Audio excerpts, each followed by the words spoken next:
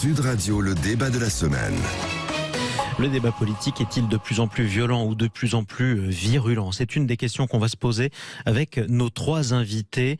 Nous sommes avec Nicolas Meyer-Rossignol. Bonjour à vous. Bonjour. Vous êtes maire socialiste de la ville de Rouen. Nous sommes également avec Guilhem Carayon. Bonjour à vous. Bonjour Jean-Marie. Président des Jeunes Républicains. Et Belkir Belhaddad est avec nous. Bonjour à vous. Bonjour. Député Renaissance de la Moselle. Nous parlons de ce qui s'est passé cette semaine, en fin de semaine, dans l'émission Touche pas à mon poste avec Cyril Hanouna.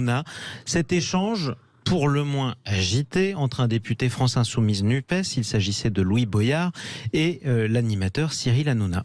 On sait même pas de quoi tu parles. Bah renseigne-toi, c'est ton On patron. sait même pas de quoi tu parles. Ça gêne pas de toucher ton cachet, je t'explique. savoir que Moi je t'explique, moi je fais mon métier, je divertis les gens tous les soirs et je leur parle d'actualité. Tu fais pas ton métier. Toi t'es une merde. Toi t'es une merde. Tu viens ici, tu fais le malin, t'es une merde. Une merde, clochard, barre-toi, on a entendu ça à la fin. Au début, le député France Insoumise voulait parler du patron de la chaîne, en tout cas du propriétaire du groupe qui possède la chaîne de cette émission. Il s'agissait de Vincent Bolloré. Ensuite, l'échange a été absolument incontrôlable entre les deux. Est-ce que ça vous a choqué? Tiens, c'est la question qu'on vous pose sur Twitter, sur le Twitter de Sud Radio. Vous répondez non à 63% d'entre vous. Continuez à voter. Vous pouvez nous appeler tant qu'on est poli ici. On peut tous dire, c'est ce qu'on va essayer de se dire. Revenons d'abord, tiens, je vais vous poser la même question que celle qu'on a posée à tous ceux qui nous écoutent et qui sont nos abonnés sur les réseaux sociaux. Est-ce que vous avez été choqué, Nicolas Meyer-Rossignol? D'abord consterné, oui, pour trois raisons. D'abord, la démocratie, elle vaut mieux que ça. Quand on a un élu de la République, quelle que soit d'ailleurs sa sensibilité, et il représente aussi la République, et il doit y avoir un respect. Ça pose aussi la question de l'indépendance des médias. Parce que c'est vrai, on a une concentration qui est excessive, en l'occurrence Bolloré, et c'est un vrai problème pour notre démocratie. Et puis il y a un troisième problème quand même, c'est que populaire oui, mais populiste non. Et il faut qu'on arrive à avoir, peut-être comme ce matin. C'est quoi la différence entre les deux ? La grosse différence, c'est qu'on peut parler de sujets de façon forte, compte tenu de leur urgence. Oui. On peut avoir des propos avec des propositions qui sont éventuellement chocs, pourquoi pas radicales. Mais la radicalité, c'est pas l'outrance. On n'est pas obligé de verser dans l'outrance, dans l'extrémisme. Il ne faut pas confondre divertissement et politique. La politique, c'est sérieux, c'est noble. On a la chance d'être en démocratie. Il faut qu'on se respecte tous. Et on peut le faire de façon populaire, de façon pédagogique, de façon simple, sans forcément verser dans le caniveau. Guilhem Carayon. Moi je crois que Louis Boyard a un style qu'on commence à connaître, il est agressif, il n'est pas très respectueux, et quand on n'est pas respectable, on n'est pas respecté. Et je crois qu'il participe à la désacralisation de la fonction qu'il occupe. Donc s'il s'est fait traiter de merde à la télé, c'est sa faute. Je cite, je parle jamais comme ça d'ailleurs. Non, parce que je crois pas qu'on puisse dire ça. Je crois que Hanouna a perdu les pédales dans cette séquence, il a dépassé les bornes, et il n'a pas insulté un député, parce qu'un député représente la nation et représente les gens. Donc en insultant un député, il insulte toute la France. Alors tiens, peut-être une remarque intéressante qui a été formulée par un autre membre de la NUPES, il s'agit du communiste Fabien Roussel. Il disait, c'était peut-être pas mal vu, on ne parle pas comme ça à un ouvrier, à un patron, à un député, à monsieur tout le monde. À la limite, en théorie, on n'est pas censé le faire. Belkir Belhaddad? On n'est pas censé le faire, effectivement. Moi j'étais très choqué et j'ai trouvé cette séquence très surréaliste. J'ai jamais vu ça à la télé. Je crois que le débat politique s'honorerait d'avoir des échanges beaucoup plus apaisés. On peut le faire, et à l'Assemblée, dans l'hémicycle, nous avons eu à plusieurs occasions la possibilité d'échanger sur le fond et de trouver des points d'accord, par exemple sur la hache, la déconjugalisation, la Russie, tout ça, trouver un accord. Ça veut dire que c'est possible. Mais la provocation telle que le fait lui Boyard, il le fait également à l'Assemblée nationale, n'honore pas son mandat et dénote une image très négative de la politique. Et vous faites partie, Nicolas Meyer-Rossignol, de la même alliance que Louis Boyard. À défaut d'être insoumis, vous êtes socialiste. Est-ce qu'il y a des provocateurs dans votre camp ou pas? Attention, je pense qu'il ne faut pas mélanger les choses et revenir à l'essentiel.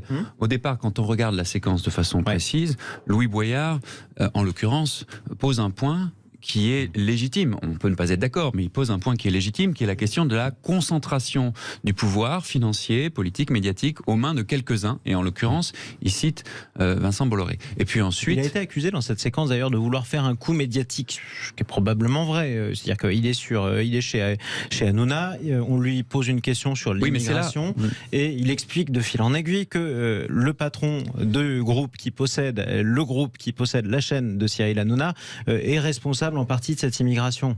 Bon. Ben, c'est là où il y a une difficulté. En l'occurrence, il se trouve qu'il a été lui-même animateur, pas animateur, mais participant dans cette émission dans le passé. Il a été chroniqueur de cette émission. Voilà, merci. Donc il y a une difficulté qui est liée à son parcours personnel. Mais revenons à l'essentiel. Un, il pose un vrai sujet démocratique. Deux, comme cela a été dit, quelles que soient nos opinions, on n'est pas obligé de s'insulter. La démocratie vaut mieux que ça. On peut élever la parole sans élever la voix. Et puis 3, je pense que ça pose quand même, et ça peut-être qu'effectivement il faut que tous les élus se la posent, et ça pose quand même la question de la façon dont on fait de la politique. Parce que si c'est aller dans des émissions de show, de divertissement pour faire du buzz, avec des punchlines, avec des choses à l'emporte-pièce. Tout le monde y est allé dans cette émission, il faut... Pas tout le monde, Anne Hidalgo a refusé d'y aller par exemple. Je ne sais pas s'il faut refuser d'y aller. Mais en tout cas, je pense que si on y va, il faut le faire. Accepter l'exercice. Accepter l'exercice, mais sans compromission sur la forme. Vous voyez, je pense qu'on peut aller dans des émissions qui sont qualifiées de populaires sans verser, encore une fois, dans le populisme, c'est-à-dire dans le caniveau. Après, en même temps, c'est parler. Et c'est un vrai problème général en ce moment dans le débat politique. On a des sujets qui imposent une certaine radicalité dans le sens où on a besoin de les prendre à la racine. L'urgence écologique, c'est maintenant, il faut agir maintenant. On a la question des migrants, il faut prendre le sujet à bras le corps sans faire de tabou, etc. Mais ce n'est pas parce que les sujets sont forts qu'on est obligé de dévoyer et d'avilir le débat. Effectivement, mais malgré tout, tiens, on est avec le patron des Jeunes Républicains. C'est la cible, alors pas que les jeunes de droite, je ne sais même pas si les jeunes de droite sont la cible, mais en tout cas, votre classe d'âge, Guillaume Carayon, c'est la cible de cette émission. Si les politiques qui vont dans cette émission, dans ces émissions de Cyril Hanouna, si ces politiques-là n'allaient pas là, eh bien peut-être que ceux qui ont votre âge ne les regarderaient même pas. C'est une émission populaire. C'est une émission qui parle à des gens de tous les âges, qui parle à des gens de tous milieux sociaux confondus. Et moi, c'est ce que j'apprécie d'ordinaire dans cette émission. Évidemment, là, on l'a vu, l'émission a été ratée parce que personne ne peut s'honorer d'un débat public qui est d'un si bas niveau. Mais la vérité, c'est que un des principaux reproches que fait Louis Boyard à Cyril Hanouna dans cette émission, c'est qu'il lui dit à la fin, tu fais monter le racisme. La réalité, c'est que Cyril Hanouna, il reçoit des politiques qui sont de tous les partis confondus. Peut-être pas Anne Hidalgo, mais en tout cas, il y a plein de membres de la NUPES. Raquel Garrido a été payée grassement. Elle avait refusé d'y aller, mais ça veut dire qu'elle avait été invitée. Oui, mais elle a été chroniqueuse, en tout cas, sur TPMP pendant des années, et donc payée grassement. Raquel Garrido, oui, a été chroniqueuse. Payée grassement par Bolloré. Donc, moi, ce que je supporte pas, c'est cette hypocrisie d'une certaine gauche qui donne des leçons constamment, qui nous fait croire que ces émissions-là, on ne doit pas y aller, alors qu'en réalité, c'est les premiers à profiter de ce buzz-là et à l'alimenter. La semaine dernière, ils sont allés à Troyes, avec David Guiraud notamment, avec Carlos Bilongo, pour aller défendre ce député qui avait été soi-disant insulté par le député du Front National. Parfois, ils en profitent. Donc, faut pas non plus taper dans la machine qui les sert parfois. Mais alors, vous revenez aussi sur ce qui s'est passé la semaine dernière. On en a énormément parlé. Grégoire de Fournas, dans l'Assemblée nationale, qui avait dit qu'il retourne en Afrique, manifestement, d'après les procès-verbaux de l'Assemblée nationale. Alors, évidemment, il a été condamné, en tout cas par l'Assemblée nationale, puisqu'il en a été exclu pendant 2 semaines. Ça fait aussi partie de ce contexte qui fait que je vous pose cette question. Est-ce que le débat politique devient de plus en plus violent ? Qu'on aille un petit peu au fond de la chose. Vous nous dites non, la preuve, on arrive à se mettre d'accord. Sauf que Belkir Belhadat, quand je regarde ce qui se passe à l'Assemblée nationale... Il y a aussi une autre facette de ces débats qui est quand même assez violent dans l'hémicycle, et notamment alimenté soit par des membres de la NUPES, et en particulier des membres de LFI, ou bien du Rassemblement national, comme ça a été fait à l'encontre d'un député du Rassemblement national. Je vous rappelle aussi un contre-exemple. Ça a eu lieu en début de session parlementaire. C'était un membre de votre groupe, autant que je sache, qui, même de manière ironique, avait fait un salut nazi quand même dans l'hémicycle. C'est pas la même solution d'ailleurs. Cette attitude est totalement condamnable. Enfin, moi, je désapprouve totalement. Mais ce qui s'est passé contre ce député de LFI est proprement scandaleux. Cette violence-là, je l'ai subie également. Pendant l'élection législative, j'ai été traité, mais je ne vais pas vous dire tous les noms, mais ce sont des propos haineux, racistes, de la même nature que retourne en Afrique, du même type. J'ai déposé plainte, c'était sur les réseaux sociaux, et le juge d'instruction donc suit le dossier. Il est en train de l'instruire. Facebook me répond, parce que j'ai fait un signalement, ce n'est pas considéré pour eux comme une insulte. Donc il y a un vrai sujet aujourd'hui dans le traitement de ces plaintes et que les plateformes ne font pas leur job aujourd'hui et que il est anormal que ces propos haineux et racistes et forcément ça alimente derrière un certain nombre d'émissions, le climat et un certain nombre d'élus, je dis bien un certain nombre d'élus, en profitent pour adopter une posture sur certains sujets assez grave. Tiens, mais restez avec nous justement sur Sud Radio. Vous êtes tous des hommes publics, puisque de toute façon, on peut vous retrouver. Vous avez des mandats ou choisi des mandats. Vous avez peut-être tous reçu soit des insultes, soit des menaces sur les réseaux sociaux ou ailleurs. Est-ce que faire de la politique, c'est devenu de plus en plus compliqué dans ce pays? C'est une question qu'on se pose. Est-ce que vous avez été choqué en même temps par ces échanges que vous avez vus à la télévision cette semaine? 0826 300 300. Dans un instant, on donnera la parole à Didier qui nous appelle depuis Martigues. On se retrouve dans un instant avec nos 3 invités. Sud Radio, le débat de la semaine. La politique devient-elle de plus en plus difficile, de plus en plus violente? On en débat avec nos invités. Nicolas Maillère-Rossignol, maire socialiste de la ville de Rouen. Guilhem Carayon, président des Jeunes Républicains. Belkir Belhaddad, député Renaissance de la Moselle. On revient aussi sur ce qui s'est passé à la télévision. Échange quasiment d'insultes entre un député d'une part et d'autre part un animateur télé. 0826 300 300. Est-ce que ça vous a choqué? Pour l'instant, vous répondez non à plus de 60% d'entre vous sur Twitter. Didier nous appelle de Martigues. Bonjour Didier. Bonjour Sud Radio, bonjour à tous les auditeurs. Bienvenue à vous sur Sud Radio. Beaucoup. Ça vous a choqué ou pas, vous, cet échange? Alors honnêtement, c'est triste de dire ça, mais non, ça ne m'a pas choqué parce qu'on est tellement habitué à voir maintenant toutes ces confrontations que ça devient même plus choquant en fait. Par contre, c'est aberrant. Moi, le problème, c'est que de nos jours, normalement, la politique, c'est noble, comme je sais plus qui c'est qui a dit ça tout à l'heure. Mais qu'est-ce qui rend la politique noble? C'est les politiciens. Oui. Et le problème, en fait, c'est que nous ne sommes plus dans des débats. Les gens confondent débat et confrontation. Et donc, nous sommes dans de la confrontation, dans de la récréation, dans des règlements de compte personnels et faits publiquement. Si vous voulez, ils lavent leur linge sale. Tout est devenu ultra transparent. Et moi, personnellement, je pense que les deux, aussi bien le député LFI que Cyril Hanouna, ne sont pas du tout à la hauteur de leur fonction. Les deux ont eu tort. En tout cas, sur ce moment-là, ouais. Sur ce moment-là, oui. Mais de plus, après on va pas parler d'idéologie parce que moi je suis pas positionné spécialement à gauche, mais effectivement de mon point de vue, Louis Boyard a détourné. On va parler du fond, après sur la forme. Sur le fond, Louis Boyard a détourné le thème de l'immigration sur Bolloré. Donc il a été hors sujet. Donc Cyril Hanouna lui a fait comprendre qu'il était hors sujet. On parle du fond. Elle a décharge d'Hanouna. D'ailleurs, nous les journalistes, c'est vrai qu'on n'aime pas beaucoup le hors sujet parce qu'on n'a pas toujours beaucoup de temps pour traiter un sujet. Donc si on a l'impression qu'on divague, on perd le contrôle. Et parfois on réagit mal. Alors on n'est pas obligé d'en arriver à ces extrémités-là, mais c'est vrai que ça peut arriver, ça, Didier. Bien le règlement de compte parce qu'on sait très bien qu'il a été que le député a été chroniqueur sur TPMP. Bon, il y a quelque chose il y a des antécédents évidemment derrière.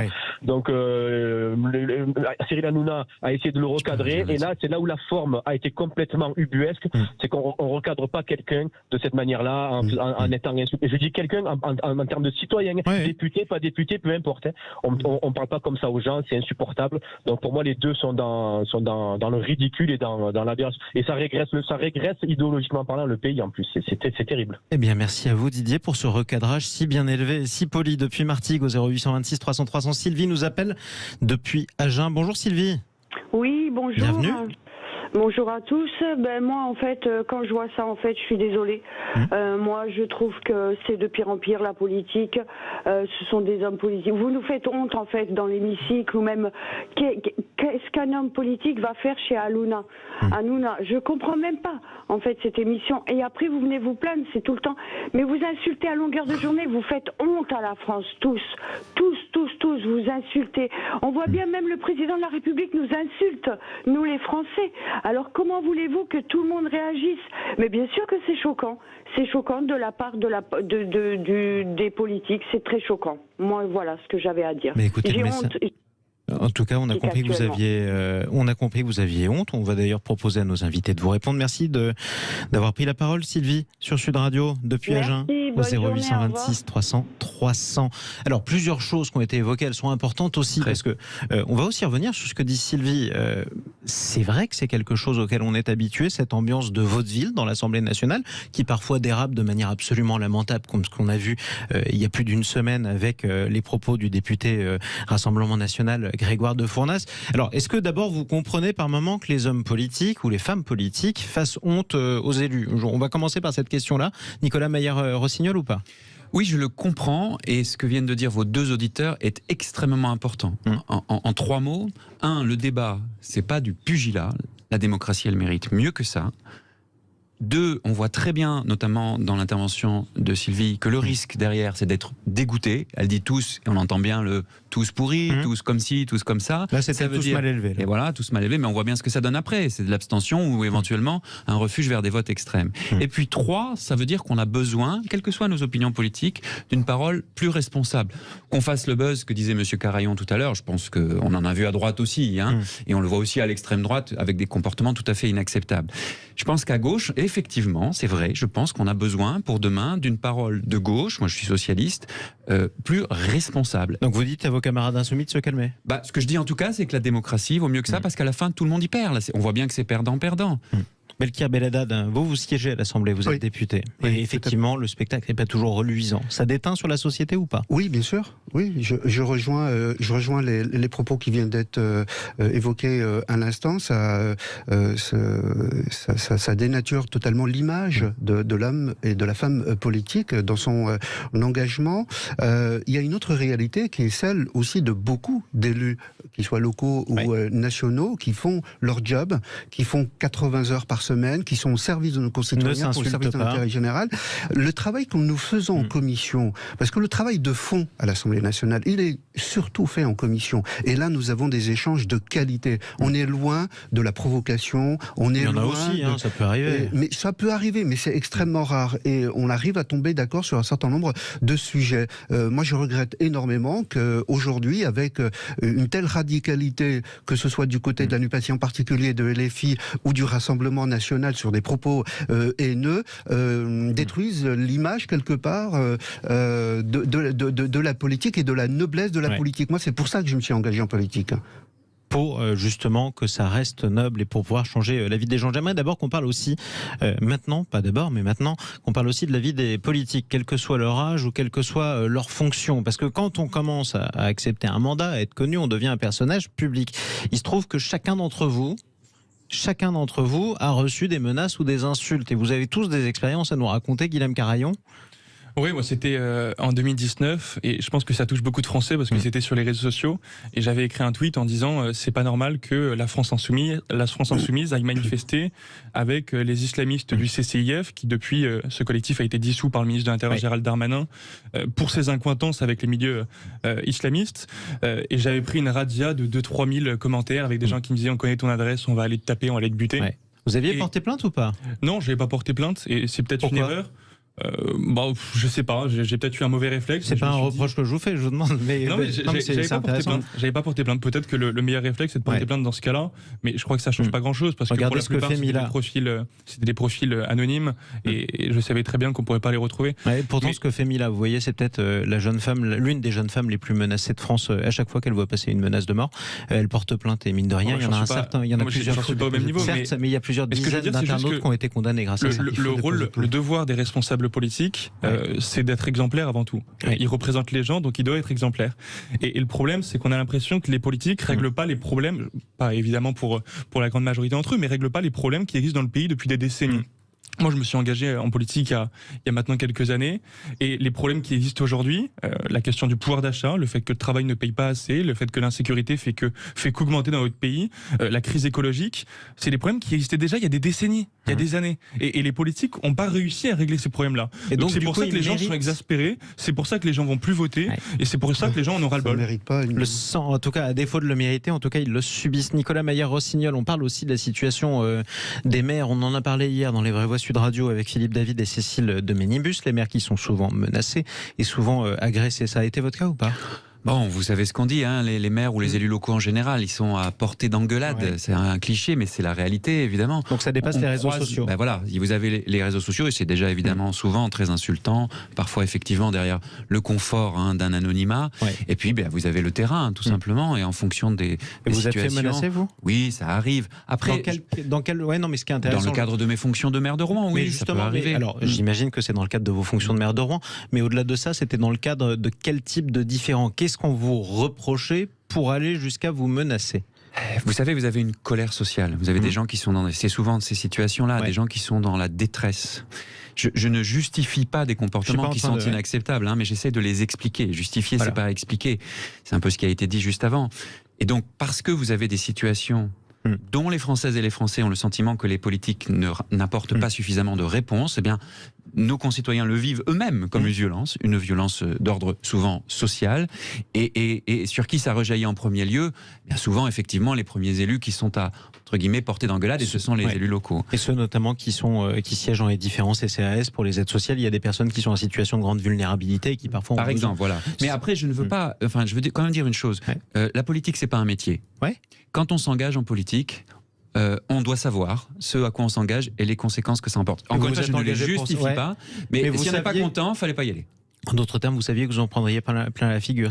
C'est pas nouveau. Donc voilà, c'est vrai que ça a augmenté, probablement d'ailleurs depuis la pandémie, il y a aussi cet effet-là, c'est vrai. Il y a une forme de libération, et c'est aux politiques par leur exemplarité, peut-être aussi aux médias, parce qu'on peut aussi questionner la façon dont certaines émissions. On est là pour ça. Je parle pas de la vôtre. Non, mais vous avez le droit d'en parler aussi. Je crois que c'est aussi important. On a besoin d'une démocratie dont tous les instruments soient à la hauteur de la haute exigence qu'on se fait de notre République. Mais pour l'instant, tout le monde reste poli, donc on va essayer de rester dans ce registre-là. Belkir Belhaddad, où en est votre plainte ? Vous avez porté plainte ? Oui, j'ai déposé plainte, donc elle est en cours d'instruction. Contre des propos racistes. Oui, tout à fait. Il y a un signalement qui a été fait il y a quelques semaines auprès de Facebook. Je vous ai dit que Facebook me répondait en disant que ces propos racistes ne le sont pas. En gros, on vous a demandé, si j'ose dire, de retourner dans votre pays alors que votre pays c'est la France. C'est ça qu'on vous a dit ? Oui, c'est ça. Même si je ne suis plus, mais je l'ai épousé, j'ai épousé ses valeurs et l'engagement que j'ai. Personne ne vous a demandé de vous justifier sur ce plan-là. Vous êtes un élu de la nation. Donc le débat, il n'y a même pas de question là-dessus. Totalement. Et en fait, sur les réseaux sociaux, il y a une vraie problématique. Vous savez qu'on a voté une loi, la loi Avia, qui a été retoquée par le Conseil constitutionnel, qui proposait notamment de pouvoir enlever des plateformes des propos haineux et racistes dans les 24 heures. On a été retoqué pour la simple et bonne raison que la liberté d'expression doit et aussi parce que c'est pas facile de le faire humainement, parce qu'il y a tellement de publications que vous ne pouvez pas avoir un modérateur derrière chaque publication. Et donc du coup, il y avait un risque effectivement de censure qui déborde, quoi. Tout à fait. Mais je crois que ce travail doit être repris, à mon avis, dans les semaines et dans les mois qui viennent, parce que c'est un vrai sujet que de faire en sorte que les plateformes jouent le jeu de la démocratie. Et justement, un autre sujet qui déchaîne les passions et qui donne lieu aussi à des dérapages, à des insultes par moment, c'est le débat sur l'immigration. Vous l'avez entendu hier sur Sud Radio, l'Océan Viking, ce bateau qui transportait 234 migrants, affrété par l'ONG SOS Méditerranée, a fini par accoster dans la ville de Toulon. La France qui a rechigné jusqu'au dernier moment à laisser accoster ce bateau et qui justement reproche à l'Italie de ne pas l'avoir accueilli. Les Italiens qui répondent que eux, depuis le début de l'année, ils en ont accueilli des migrants plus de 80 000. Question qu'on vous pose sur Twitter, est-ce que la France a manqué de solidarité à l'égard de l'Italie ? On en débat dans un instant sur Sud Radio. Sud Radio. Sud Radio. Parlons vrai. Parlons vrai. Sud Radio. Parlons vrai. Sud Radio, le débat de la semaine. Y a-t-il une crise diplomatique entre la France et l'Italie ? La France a-t-elle manqué de solidarité à l'égard de l'Italie dans l'accueil des migrants ? Les Italiens qui en ont accueilli plus de 80 000, ils sont en première ligne et plus au sud de la Méditerranée. Ils en ont accueilli plus de 80 000 depuis le début de l'année. La France a attendu jusqu'au dernier moment pour laisser accoster l'Océan Viking qui a accosté hier à Toulon en transportant 234 migrants. On débat avec nos trois invités, Nicolas Maillard-Rossignol, maire socialiste de Rouen, Guilhem Carayon, président des Jeunes Républicains, Belkir Belhaddad, député Renaissance de la Moselle. Ce matin, sur une radio concurrente, une eurodéputée, Nathalie Loiseau, adepte du franc-parler habituel, qui n'a jamais peur de vexer aucun des voisins de ce beau pays qu'est la France, s'est permise de dire que l'Italie était en crise diplomatique avec toute l'Europe, concrètement. Est-ce qu'on manque de solidarité envers l'Italie alors même que ce pays et dans la situation de la jungle de Calais, par exemple, c'est-à-dire dans la situation où on accueille les migrants parce que c'est par là qu'ils passent. Nicolas Maillard-Rossignol. D'abord, et revenons à l'essentiel, d'abord on manque de solidarité et d'humanité vis-à-vis des migrants. Il faut quand même d'abord dire ça. Vous avez 230 et quelques personnes, 234 qui sont avec des enfants, avec des personnes malades, qui sont sur un bateau qui erre pendant plusieurs semaines. Mais est-ce que ce monde est sérieux ? Ça n'est pas acceptable, pas d'un point de vue politicien, d'un point de vue humain. Et c'est d'abord ça qui doit primer. C'est aussi au cœur des valeurs européennes. Et effectivement, on manque de solidarité européenne. On a besoin d'une intégration européenne et d'une approche, non pas angélique, mais responsable et humaine sur ces sujets. Moi, je salue le fait que... C'est quoi la différence entre angélique et responsable et humain ? Je vais vous donner un exemple. Moi, je suis maire de Rouen. À Rouen, j'ai un Malien qui s'appelle Adama Ballo. Il vient du Mali. Il a traversé, au péril de sa vie, continent et mer, pour arriver jusqu'ici. Je rappelle qu'il y a près de 3000 personnes qui sont déjà mortes en Méditerranée, noyées cette année. Bon, il est arrivé en France il y a 2-3 ans. Il s'est intégré, il a appris la langue. Il a fait au CFA, Centre de formation des apprentis, un diplôme d'apprenti boucher, métier en tension d'ailleurs, où on ne trouve pas de personnes pour devenir boucher. Il a été major de sa promo, il a été recruté dans une PME et aujourd'hui il est sous la menace d'une obligation de quitter le territoire français. Mais enfin, c'est absurde humainement, c'est absurde politiquement et en plus on fait travailler des fonctionnaires à la préfecture, dans les services du ministère de l'Intérieur pour envoyer dehors un type qui risque d'ailleurs du coup de faire plomber la PME, en l'occurrence le patron de la PME de la boucherie dit mais enfin moi je l'ai recruté, il donne toute satisfaction, c'est ridicule, on est en absurdie. Donc je veux pas faire d'angélisme, mais quand on a des situations comme ça, le devoir de la France sur le plan humain et l'utilité de la France. Ouais. Je rappelle quand même que sans immigration, on n'aurait pas Zidane, on n'aurait pas Benzema, et je pourrais vous en citer beaucoup plus. Oui, mais c'est ça la réalité. Il faut quand même, parce qu'on entend toujours le discours inverse. Moi, je suis fier, comme homme de gauche et aussi comme humaniste, de dire que l'immigration, oui, il peut y avoir des problèmes, évidemment, il faut les régler au niveau européen, mais c'est d'abord une chance. Guilhem Carayon n'était pas né en 98, je crois. Non. Voilà, vous avez je pense qu'il sait qui est Karim Benzema. Vous voyez à peu près ce que ça représente pour nous. Je crois qu'un des principaux biais qui existent dans le débat public, c'est de réagir avec passion et de faire primer l'émotion sur la raison. Or, évidemment, sur ce sujet, il y a de l'émotion. On parle de femmes et d'enfants qui sont en mer Méditerranée, qui ont été secourus par un bateau. Et évidemment, on fait parler l'émotion. Mais je crois qu'il faut être réaliste. Le manque d'humanité, c'est de continuer à faire croire à des centaines de milliers de migrants en puissance que les frontières de l'Europe n'existent pas. Le manque d'humanité, c'est de leur faire croire qu'ils peuvent continuer à rêver l'aventure européenne qui serait vue comme un Eldorado, que la France serait un endroit où ils peuvent s'émanciper, vivre dignement, alors que en réalité, là, on joue aux belles âmes à la radio, non, mais la vérité, c'est que pour beaucoup d'entre eux, certains, ils se noient dans la Méditerranée, et pour ceux qui arrivent en France, ils dorment sous des ponts à Paris dans des conditions qui sont inhumaines, qui sont indécentes, qu'on n'envie à personne. Donc, faut quand même aussi se poser la question de du rôle des ONG, SOS Méditerranée, qui se rendent complices aujourd'hui de passeurs qui spéculent sur la vie humaine, qui spéculent sur la vie des gens.